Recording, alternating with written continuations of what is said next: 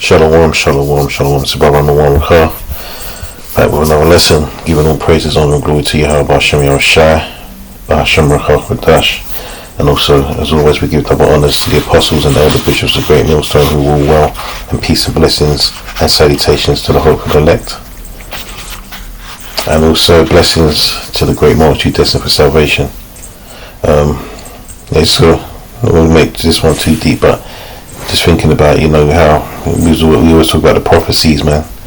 And, you got to keep your eyes open, because the only way you know when things are going to go down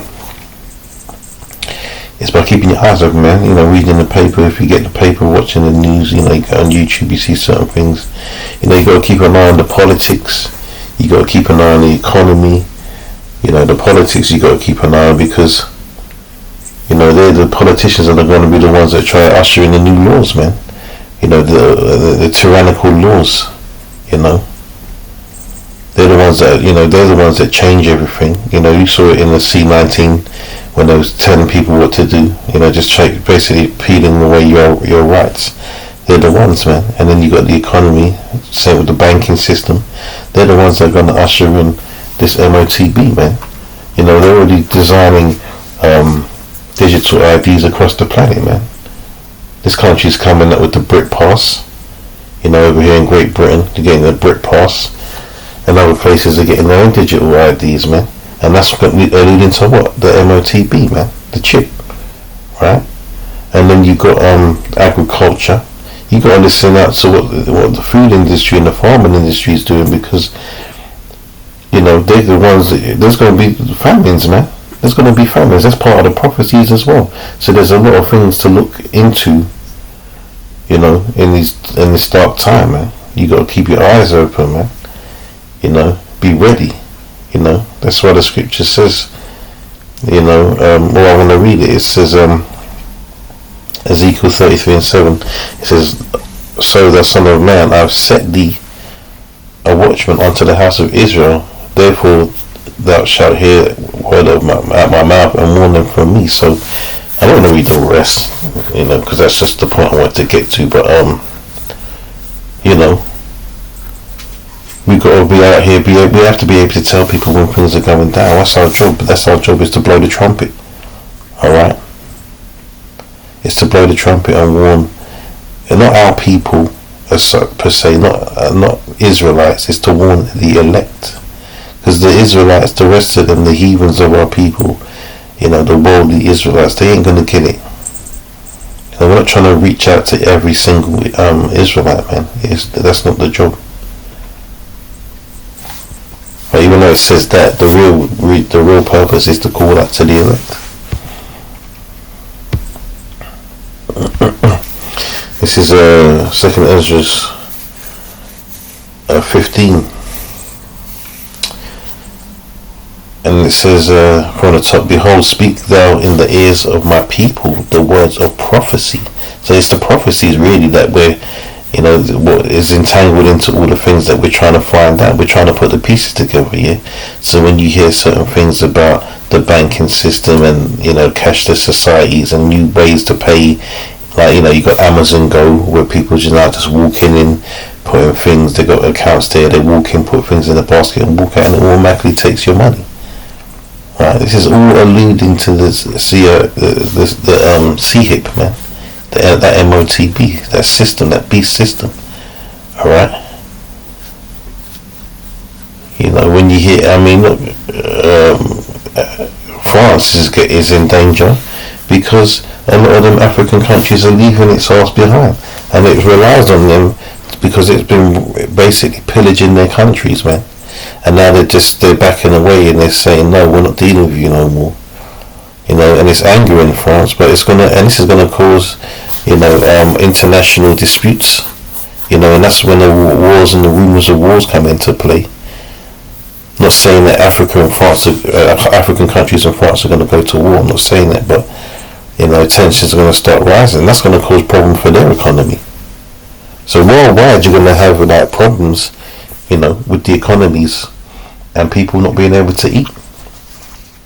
Look at what's happening with this whole Charlie Kirk situation, man. Civil wars are about to erupt. They're trying to play at every step they go. They try and every time to blame Jake for this. Jake ain't nothing to do with this, man. Why? Because, the seditions, man. It talks about that, but we're gonna get that anyway. But it says, verse 3, it says, "Fear not the imaginations against thee. Let not the incredulity of them trouble thee that speak against thee." Yeah, just that unbelief. It says, "All unfaithful shall die in their unfaithfulness." That's why we say we're not calling out to all our people, man, and we're definitely not calling out to the heathens. We're calling out to the elect. It says, "Behold, saith the Lord, I will bring plagues upon the world, the sword, famine, death, and destruction." You see, it says plagues. So when people hear the word plague, they automatically think you're talking about some kind of disease. But plagues in the scriptures is talking about all the bad things to come. Because it says, look, the sword meaning war, famine, death, and destruction, man. So all these things are on the way. So when you see all the wars being also increasing, people can't, and famine is already here. There's people that live in the so-called first world countries that can't even eat. All right, it's just not on the mass scale yet. Where they're rationing things, and now we're gonna have to do this, and you're gonna have to come here to get some food, and we're gonna give you a certain amount of money on your special card or on your device or whatever. Next thing you know, we're changing the system now. We're gonna have to start using this new technology, RFID. Well, it's not new technology, but we're gonna have to start using this RFID technology. And and people are going to be desperate for that, man, because they're going to be in such dire straits that they're going to just take whatever, because they don't believe. They're the ones with the incredulity. They're the ones that don't have the belief. They're the ones that aren't a part of this thing. So they're going to fall into that trap of just taking whatever this man hands out to them. You saw how they was running to get that juice, that's that devil's juice, man. When it was the C-19 time, you saw how they ran to that. You saw how they was just doing what they was told. Wear this and don't go here, and you can't, and be this far apart, and all that sort of stuff. So these people they're sheep. They're the peons, man. They're the nobodies that just follow along like robots and just do as they're told, because they don't have any power. We have a power though, man. That's why we do, we do according to the law of the land, obviously, because we don't actually have physical power, but we have a spiritual power. We have to wait for Yahweh Shai for that.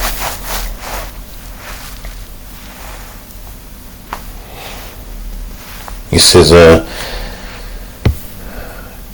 "For wickedness hath exceedingly polluted the whole earth, and their hurtful works are fulfilled." This is where Yahweh Shai has to do this. Alright, because this place is wicked, man. It's evil. I'm going to jump down to verse 14. It says, "Woe to the world and them that dwell therein, for the sword and their destruction draweth nigh, and one people shall stand up to fight against another, and swords in their hands. For there shall be sedition among men, and invading one another. They shall not regard their kings nor princes, and the course of their actions shall stand in their power." Right? So you're going to have to listen. Civil wars, that's going to kick off in America, man. They're pushing for that hard, man. And you see the media's involved. They don't even really know. These people that work in the media, they're following orders, but they don't really know the consequences. I'm talking about the reporters and the anchors and all of that. They push these narratives about the right and the left and all of this, and Democrats and Republicans, but they don't really know what they're doing. Only the big heads know what's going on. They know that this is leading to because like I said, there's the peons, man. The small people with nothing, you give them a reason to be angry, man, and they're gonna use that because life is shit. So their life isn't that great. verse 17 says, a man shall desire to go into a city and shall not be able. So that's talking about, checkpoints, man. Curfews, martial law, right? They did all that curfew business in the time of the C19, and people adhered to that. Because really, people talk a good game. Yeah, we should stand up and fight, and the government, the government, but they ain't got no power, man. And they don't have any true belief in what they're saying. That's the difference. And I'm not saying we should stand up and fight. I'm not saying that. If that was what we were supposed to do, we'd do it, but it's not what we're supposed to do.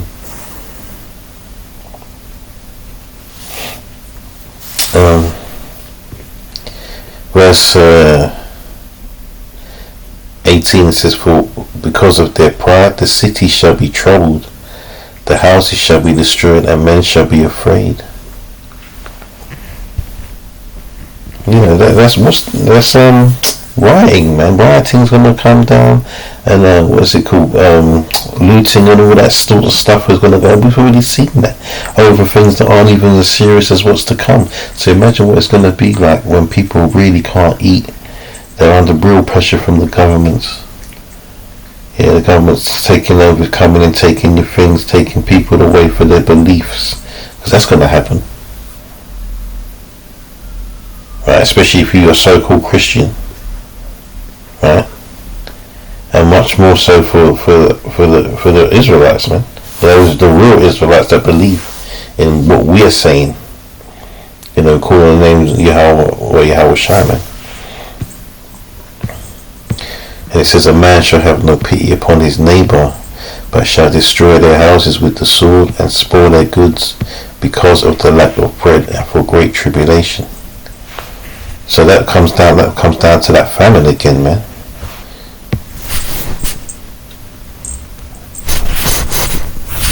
Sorry, man, but my cat is always getting involved when I'm trying to do these. Listen, scratching up my legs. Anyway, let's move on.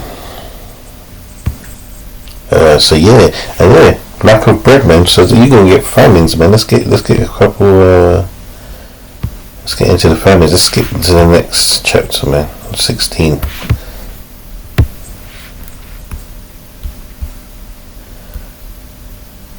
In fact, where should I go? Yeah. Let's just start from the top, man. Woe be unto thee, Babylon and Asia. Woe be unto thee, Egypt and Syria. Gird up yourselves with clothes of sack and hair. Bewail your children and be sorry, for your destruction is at hand. So there's no prosperity in these scriptures, man. Like the Christian church is trying to tell you that it's the time for prosperity. It's not the time for prosperity, man. Prosperity is in the kingdom. How dare they even try to deceive how dare they deceive their flock by telling them about getting blessed. There's blessings you can have in this truth, man. Right? But that's the blessings are to get you by. They're not to make you rich, to make you prosper.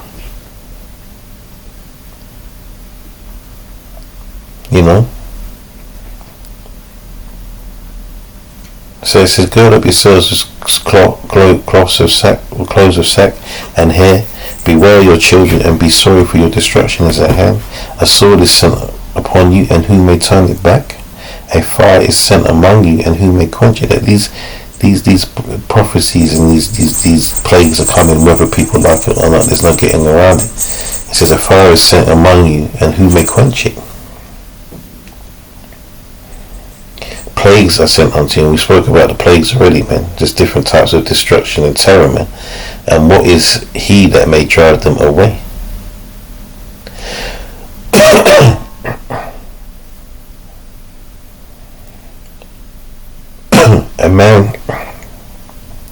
May a man drive away a hungry lion in the wood, or may anyone quench the fire in the stubble when it hath begin to burn? No, man. This is unstoppable, basically.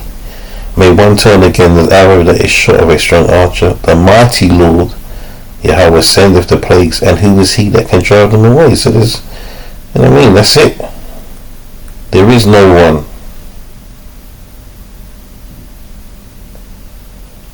There is no one that can drive it away.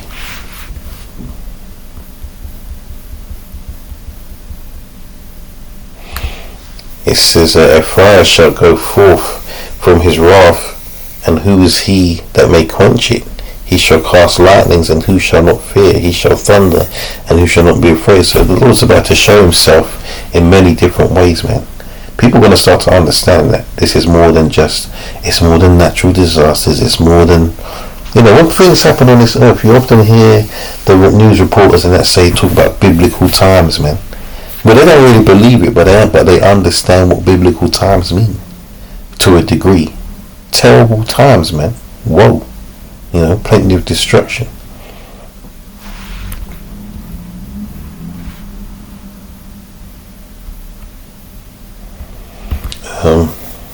Where was I? Oh yeah, it says, the Lord shall threaten, and who shall not be utterly beaten to powder at his presence. That's deep, man. Whew. That's crazy. It says, the earth quaketh at the foundations thereof, the sea ariseth up with the waves from the deep, and the waves of it are troubled, and the fishes thereof also before the Lord, and before the glory of his power. For strong is his right hand that bendeth the bow, his arrows that he shooteth are sharp, and shall not miss when they begin to be shot into the ends of the world. That's one of the biggest prophecies is World War III. That's one of the last things, man, on this side of things.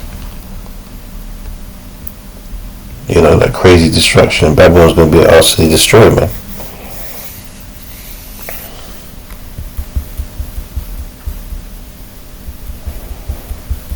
I want to jump down because I want to get a few more scriptures. Like I said, it's not going to be too long. So verse 17 says, woe is me, who will deliver me in those days? The beginning of sorrows and great mournings, the beginning of famine and great death, the beginning of wars, and the powers shall stand in fear, the beginning of evils. What shall I do when his evil shall come? Behold, famine and plague and tribulation and anguish are sent as scourges for a moment.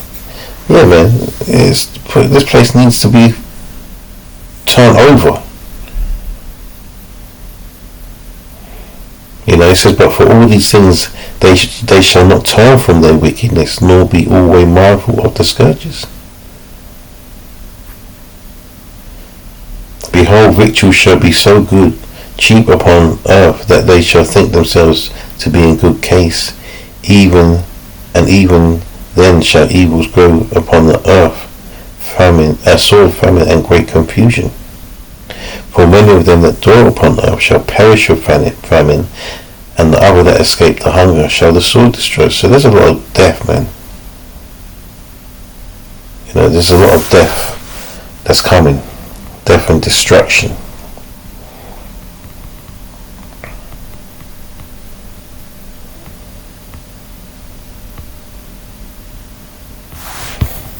Let's get this.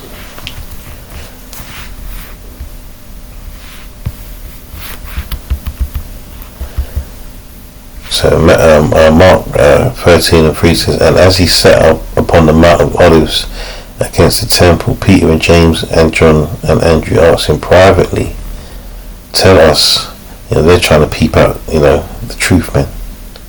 They're trying to get Yahushua on the side and just get him to reveal a bit extra, something extra, man. It says, tell us, when shall these things be, and what shall be the sign when all these things shall be fulfilled? And Yahushua answering them began to say, take heed lest any man deceive you. Because that deception is coming, and we always talk about them. It seems like we're always banging on about the church, man, but they're deceiving a great deal of people, because they're not talking about these things, and really truly they don't have the power to, because it hasn't been revealed unto them, right? So they don't know what to tell the people, so they just, and a lot of them are paid off as well. It says, for many shall come in my name, saying, I am Hamashiach, and shall deceive many. And when ye shall hear wars and rumors of wars, be ye not troubled, for such things must needs be, but the end shall not be yet.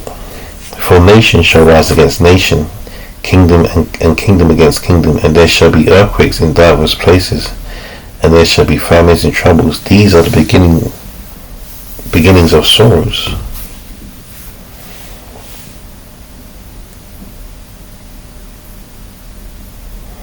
So it's about to be it's about to turn very sour, out here.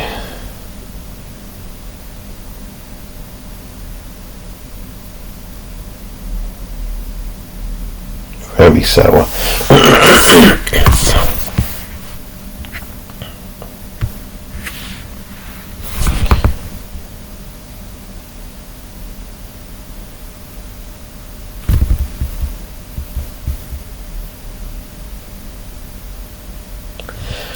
This is 2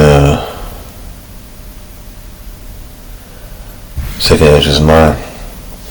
It says, he answered me then and said, measure thou the time diligently in itself, and when thou seest part of the signs pass which I have told thee before, then shalt thou understand that it is the very same time wherein the highest will begin to visit the world which he made. So that's that going back to that watchman, man.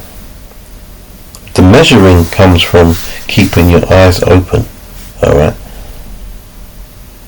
Not ignoring things, don't ignore what the news is saying, because it's a lot of people used to say, the news, they're just talking doom and gloom, and these politicians are lies. Yeah, they're lies, but you want to hear the lies. It's better to hear the lies, because it's the lies that we're looking out for, because we know what the truth is. So when we hear them lying now, we can put 2 and 2 together and make 4. We need to be aware, because Yahushua has not announced the time, man, when he's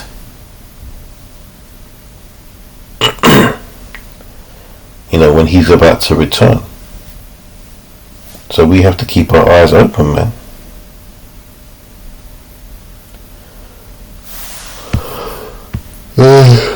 So let me I want to get back to this, but now I've said that, I need to get what I was thinking of.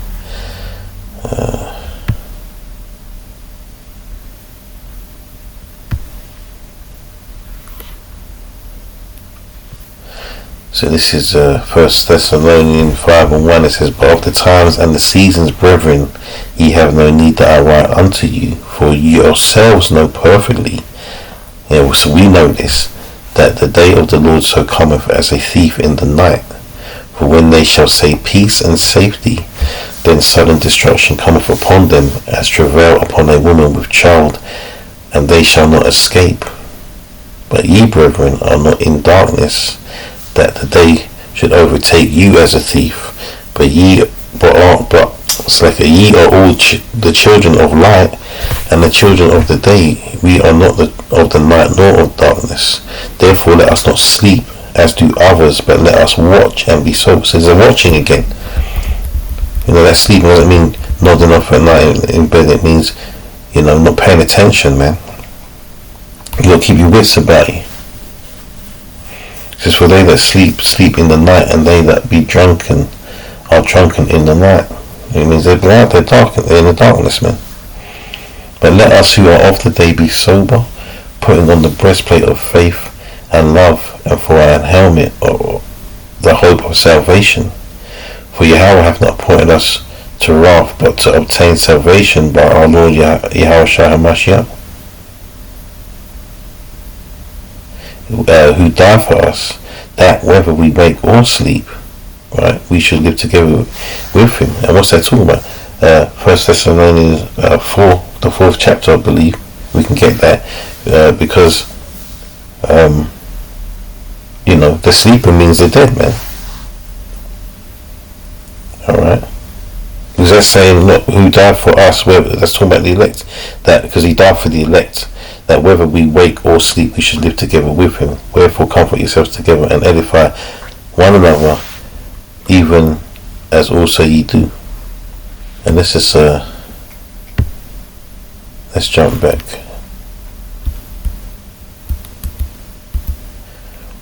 So just to make the point that, the link up of that scripture, man, 1 Thessalonians 4:13 says, "But I would not have you be ignorant, brethren, concerning them which are asleep, that ye sorrow not, even as others which have no hope. For if we believe that Yahushua died and rose again, even so them which sleep in Yahushua will Yahweh bring with him. For this we say unto you by the word of the Lord, that we which are alive and remain unto the coming of the Lord shall not prevent them which are asleep. For the Lord Yahweh Baal Shem Yahushua himself shall descend from heaven with a shout, with the voice of the archangel, with the trumpet of the Most High, and the dead in the Mashiach shall rise first. Then we which are alive and remain shall be caught up together with them in the clouds to meet the Lord in the air, and so shall we ever be with the Lord. Wherefore, once again, comfort one another with these words." And that's the lead prophecy for the hopeful elect, man. That's the one you really want to come and be involved in. That change, the transformation from mortal to immortal. And once you've been beamed up, man, you've made it. That's it. You've made it, man. That's what we're hoping for, man. That's what we have faith in. Let's get back to 2nd Esdras, man.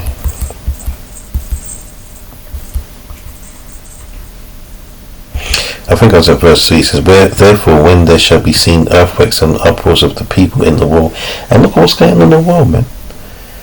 All over Europe, Asia, South America, African countries, North America, over here, England.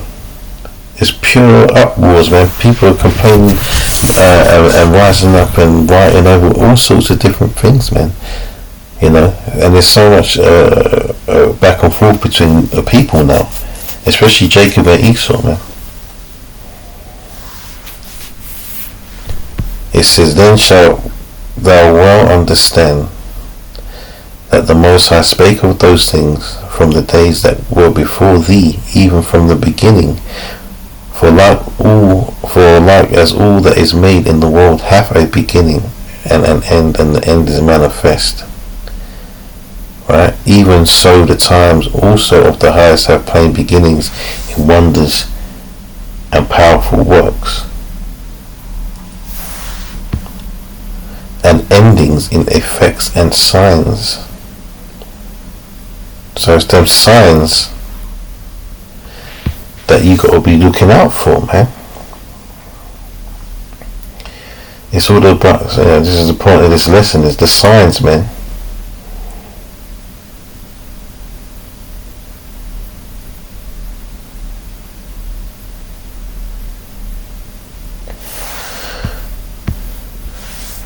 So,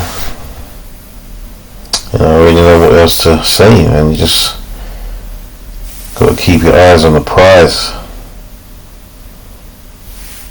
Stay focused, man.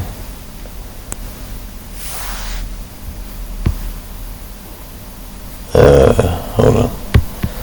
Stay focused. Let's get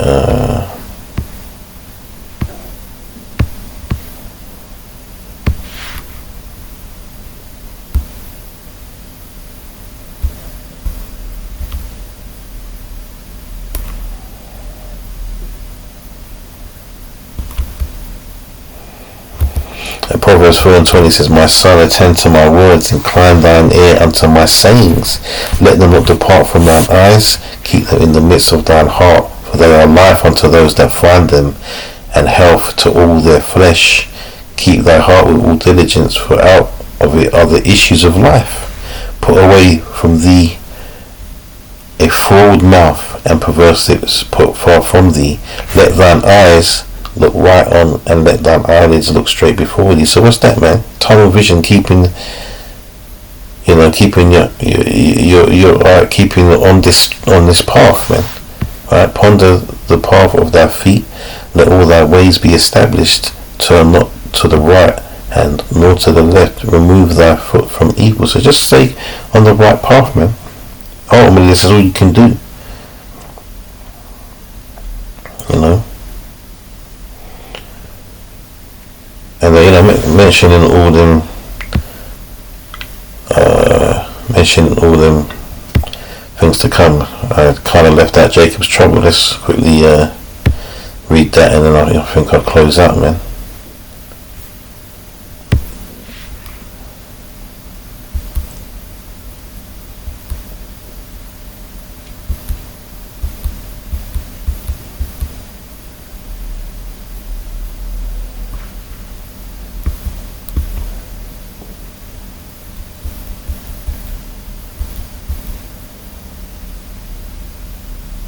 Alright, so I'll start from 5. For thus saith the Lord, we have heard a voice of trembling, of fear, and not of peace. Ask ye now, and see whether a man doth travail with child. Wherefore do I see every man with his hands on his loins, as a woman in travail, and all faces are turned into paleness. That's fear and trembling. Alright, alas, for that day is great, so that none is like it. It is even the time of Jacob's trouble, but he shall be saved out of it, that he is the elect. Alright. And then, finally, because I did mention this, but let's just get I'm not going to go to Revelation 13, but I will go to Revelation, the 3rd chapter, because this is what we need to do. What we read in Proverbs is what we need to do in order to, because it's talking about keeping the word on the Most High, right? So Revelation 3:10 says, because thou hast kept the word of my patience, I will also keep thee from the hour of temptation which shall come upon all the world, to try them that dwell upon the earth. And that what is that? Well, listen, I said I wasn't going to get it, but hey, man's guidance of the Lord.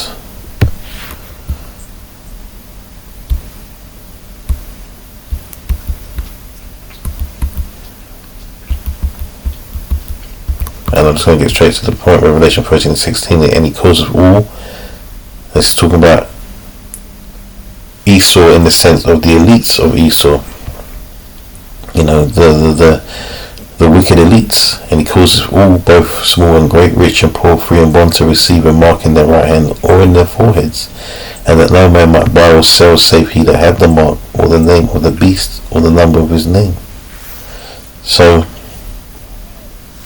this is for everyone.